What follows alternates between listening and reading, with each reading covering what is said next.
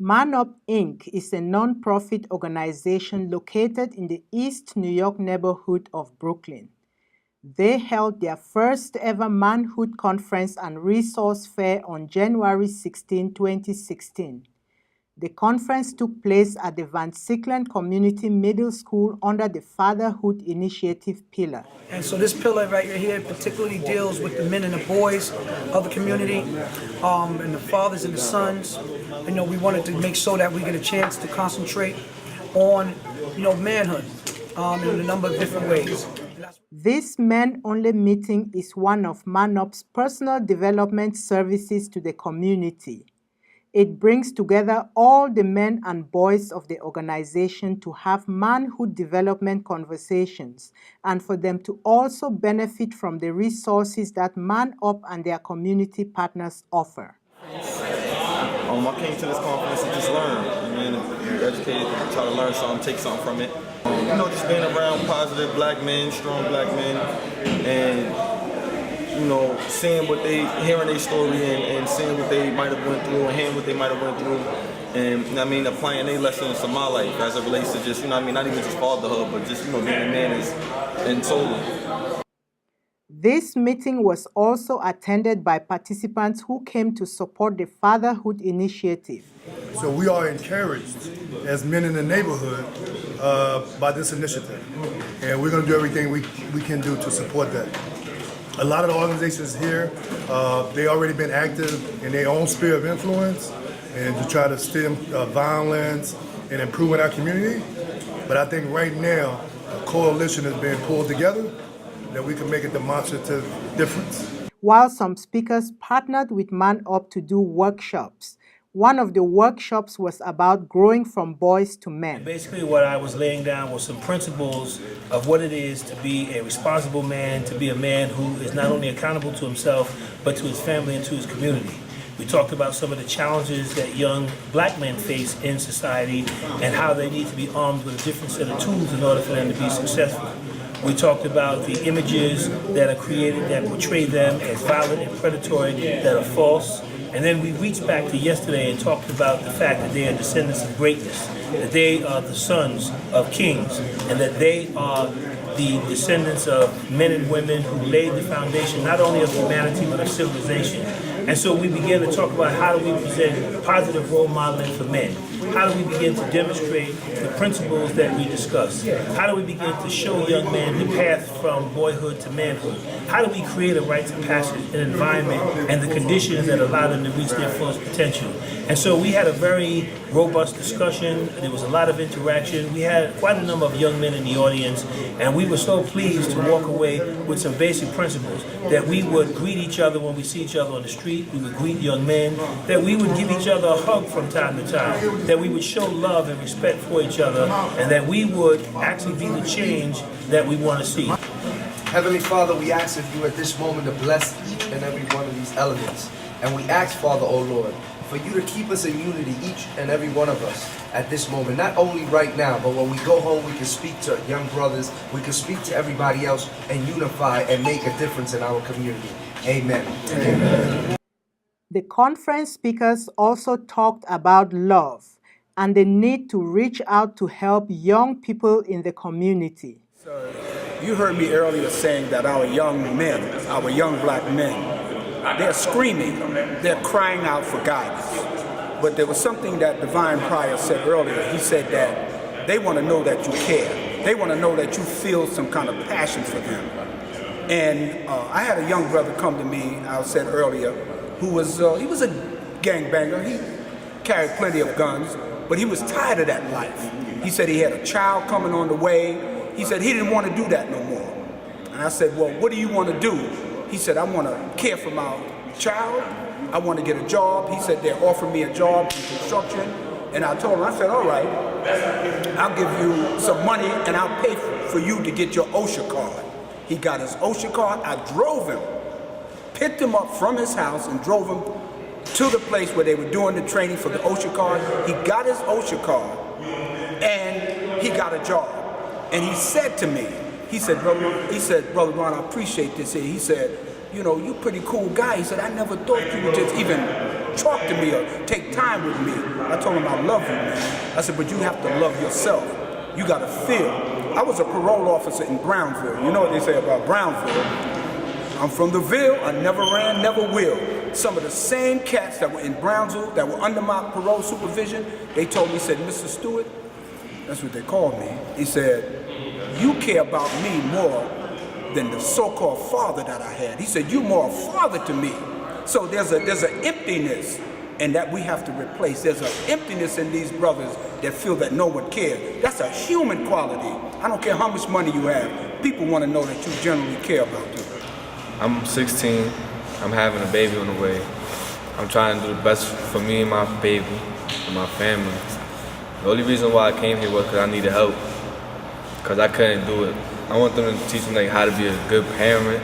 I'm so happy to be here today because this young man, he knows that he has all the resources that are available for him right here at his own step, right here from East New York, right where he at, right here, Man Up Inc. and this Gershwin Center. He could be anywhere he want to be right now, and he's just so young, so he's going to get a chance to be a better person at such a young age. And I just look at him and say, I was his age at one time, so I know exactly what he's going through. And even though times is a lot different, the support is going to be there for him to make things happen for a better life than he doesn't even know yet, because we didn't have these kind of, opportunities that exist. We have raw natural care, but now there's a lot of opportunities out here for him. So we want him to know about these resources that are right here for him and other younger men in our community. I can't just thank him enough, because he could be doing anything on this Saturday morning, but he's here, he's a young father, and we're here for him to support him. Also present at the conference were various neighborhood partner organizations that provided resources, vital information, and free legal representation to conference participants. What we do is provide legal wraparound services to all the organizations that are implementing Cure Violence initiative. So we provide legal services to the program participants for Man Up's Cure Violence program, as well as the employees for the Cure Violence program and the community that they service within the catchment area. So today, this is an event where we felt it's needed to be in the community, provide this information to educate and empower the community that we're servicing. And for the young men who are here, we want to provide them information, and if they have any specific questions, legal questions or issues they're facing, and they want to speak to an attorney, I'm an attorney here, to be able to have conversations with them, discuss with them, and see if and how we can assist them with whatever issues they're facing. All this information, as well as over 34 brochures on multiple topics, from criminal to different civil issues such as housing, benefits, juvenile right practice, immigration. All that information is located in the Man Up office, and they do know how to contact us to assist any community member that goes there for assistance. Drugs is another problem young men face, and participants at this conference are also tackling it in the community. We do prevention counseling to the youth. I work with over 10 to 20,000 youth every year, dealing with self-esteem, peer pressure, decision-making, bullying, gangs. It's called Life Skills. And I counsel the youth and talk to them about their problems. I deal with drugs prevention, teenage sexuality, gangs. Like I said, we work with all youth in New York City. The conference participants also said it doesn't take much to reach out to the community. You start right there in your home. You might have a nephew. You might have a brother, or you might have an uncle that are having problems and not being able to see. I want these brothers to come forth and come out of this conference saying that, man, I can do something. I can start in my home. Start on the weekend. Set up some kind of program on the weekend. Go to the local school. Talk to the principal. Say, listen, you got some young boys that you're having some problem with. Start right there. I want the men to come with from here knowing that they can make a difference. And they don't have to have a large group of people. They can just start with one young man, because they're all out there. Once we leave here, once we go on the corner on Van Sicklen, we can go on the corner of Stanley. We'll see some young men standing out there. Reach out to them, knowing that you can make a difference. At the end of the conference, Participants said it achieved its goal. The conference was excellent because it gave a chance for the fathers to hear, to give them direction of how to deal with their youth. They talked to them and gave them, build up their self-esteem and build up their knowledge of themselves, so that way they can take it back out and give it to, talk to the youth, talk to the young people about their problems and their issues. This Fatherhood Conference is just one of the initiatives that Man Up Inc. carries out in East New York. We have summer camp, after school, job readiness programs, the Cure Violence program, which I am a site manager for, the Fatherhood Initiative. We have a music and arts department. Right now, Brother Mitchell is creating a program where we could teach the young children how to be entrepreneurs and learn how to open up stores and sell things for themselves. And there's a whole list of other things that Man Up does. And it's just you know, it's a blessing for working with his company and help service our community.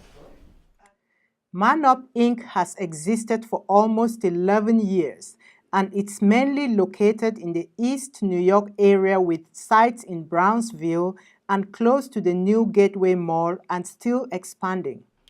I think Man Up has had an incredible impact on the communities that it services. I mean, I'm a perfect example of that. You know, I was running the streets, I did time, and because of Man Up, I was able to change my life around. And today, I'm providing for my family, and Man Up is providing for many families throughout the community. Man Up was created following the shooting death of 8-year-old Deshaun Hill by a stray bullet on his way from school. The Cure Violence Initiative is therefore one of Man Up's flagship programs. Here is how the program works. Well, our teams go out every day, they canvass, they speak to the people, they give out palm cards, we post up posters, we find out who are the ones that are actually in the community doing the shootings, and we approach them because we know them. We can relate to them because we were once doing the same thing. So we have a certain amount of respect given and coming from them, right? So if I know you my whole life, and you know I was out there doing the same thing that you may be doing now, and I approach you with respect and try to get you to understand the repercussions of the positions you put yourself in if you continue to live like this, hopefully you'll give me your ear and we can come to some conclusion. We use a lot of reflective listening when we confronted and motivational interviewing, when we confronting these young or older individuals, female or male. And that's some of the tools that we use, and it's been very successful. You know, we can't stop it all, but we're doing a damn good job at reducing it. And also, after we mediate something, we have outreach workers who actually take them under the wing like a big brother. Something like a parole officer, we would never lock you up. Like, we're not putting you in jail. We're always respecting what it is that you choose to do with your life. But if you want to get your life together, you have a brother or a sister that's willing to dedicate their daily time, not just their 8 hours, even extension of that, they work hours to help you get your life together. So if I have a participant who I know is, you know, susceptible to probably use gun violence, I would take him under the wing and I would find out what it is exactly that he wants to do with his life. So if he wants to get a job but he has no ID, then he might say, yo, brother Tiz, I want to get an ID first, you know, and then I want to try to get a job. I don't just send him on a job interview. I don't just send him to get his ID. I go with him. I go knock on his door. I meet his parents. If I don't already know them, I get him out that bed. I try to, you know, project that, you know, getting off your tail and doing something with yourself is what's going to help you, and not just feeling like I got to do something wrong because everything is not happening for me the right way. So that's what the outreach worker does. And we also have hospital responders. When someone is shot, we have 3 hours to respond to the hospital. In our case, we deal with Kings County. So once somebody's shot, we get a call from a social worker or a doctor, like Dr. Gore in Kings County, which is a emergency room doctor that works with Man Up close. And we respond to the hospital, and after that person recovers, we try to get them to understand what we do and that we are here to help, as well as the hospital caring for your wound. We trying to care for the wound in your mind. And then also, sometimes you might have family members and friends on the visit floor and they're erratic because their loved one has just been shot. So we also have to know how to read that situation and help to mediate that to stop the retaliation. So those are the 3 levels of what we do. So we have a violence interrupter, an outreach worker, and we also have a hospital responder. And the violence interrupters, their basic goal is to mediate. The outreach workers' basic goal is to help provide the services. And then the hospital responder is the person that comes to the hospital and tries to make sure that you're okay. And then he becomes an outreach worker because he's going to provide you with services and this, that, and the third. Man Up is doing such a great service to this community. But of course, funding is the main problem this organization is facing. Well, to be honest with you, there's no one else out there like Man Up that's servicing the people to bring them to a point where they still have some type of faith and belief. You know, we don't have a lot of faith and belief in the system. I'm talking about the community. So Man Up is just that bridge to let everybody know that there is somebody out there that cares and wants to help. So I think Man Up is a perfect example of that. And if we had other Man Ups throughout neighborhoods and communities like this one, it'll be extraordinary. But unfortunately, you know, it's not really easy to get programs like this spread around the state and the country due to the lack of funding, you know. So once we get more funding and more help from this country that we living in, you know, then we'll have Man Ups everywhere. But for those companies out there that do have Man Ups or something sort of like Man Up, we're just doing the same work that they out there doing. What's a non-for-profit? You know, Man Up is funded by the state, elected officials, Councilman Charles Barron and his wife Inez Barron, local leaders who just believe in what we're doing and saying, you know what, I got the money, let me write a check for these brothers and sisters who are out there doing the work that seems to be hard for everyone else to come out and do that work. Women and boys and girls groups are not left out of this organization. We also include services for women. We have a component that's called Women Up, which is our Women of Man Up, because we also have women and sisters that are a part of our company. We service boys and girls in a number of different ways. Our summer day camp programs, our all-boy camp, and our all-girl camp. These are things that we do different than other nonprofits are doing in the community. And most, like I said, 99.9% of the people that work with the company are members of the community, and that's what, to me, makes it a success. At this time, Man Up is proud to say they have accomplished a lot so far. Since we've been doing the Curve Violence piece, which I can speak mostly on, today makes 599 days nobody shot and killed in one of our target areas. And the target area that I'm speaking about is the one that I manage, and that's between Pennsylvania, Sutter, Riverdale, and Snedeker. Unfortunately, somebody was just shot, but nobody died. We count the days nobody has been shot, and we count the days that nobody has been killed. So for us to know that somebody has been shot, but they didn't die, it's an accomplishment for Man Up. And we've reached 200 and some odd days. Our other target area is in 400 and something days nobody killed, and I believe 100 and something days nobody shot. So the work that we do as far as getting out there and mediating these conflicts stops and reduce a lot of gun violence. Because we can't, let me correct myself, we can't stop it, we reduce it. And we reduce it by putting ourselves in front of the idea of someone wanting to kill somebody else. I'm very proud of this community-based grassroots organization. We're in our 10-plus year now of being on the ground in a very organized fashion. Our organization now is in a number of locations throughout the borough. We service in several schools. We are working inside the hospitals, the detention centers. So we actually have an opportunity to create opportunities for people from the community, use them in a way that they are most valuable by deploying them back into the neighborhood as trained professionals. And we do that in a number of different ways at Man Up. ManUpInc.org is our website. You can go online. I'm quite sure to be running across your screen soon as well as I'm saying it. You can Google us. All the different role players of Man Up are on our website. Our emails are up there. You can contact us, send us an email, and let us know what it is that we can do for you and hopefully what you can also do for us, because this is a, one hand wash the other type of thing.